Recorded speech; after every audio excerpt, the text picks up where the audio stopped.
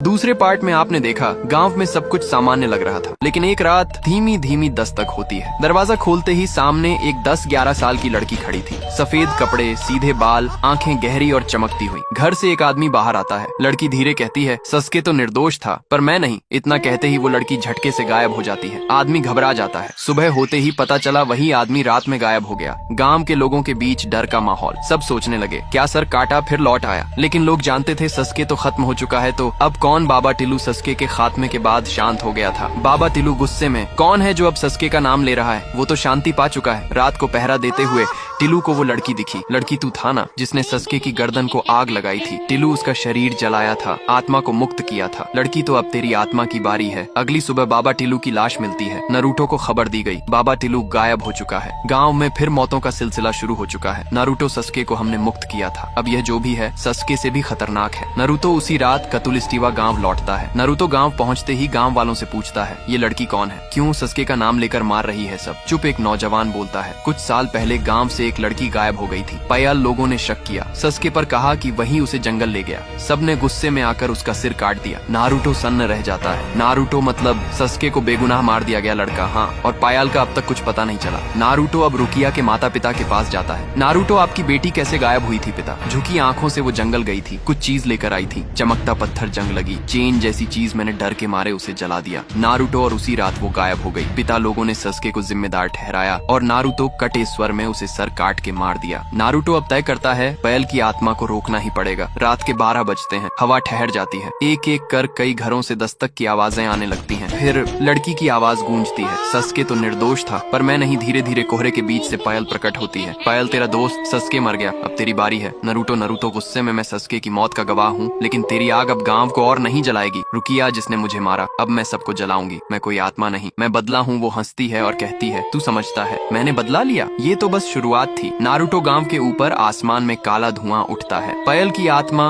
अब और भी शक्तिशाली हो चुकी है। अगर आप चाहते हो नारुतो और पयल की आखिरी टक्कर देखना, इस वीडियो पर 1000 कमेंट्स करो।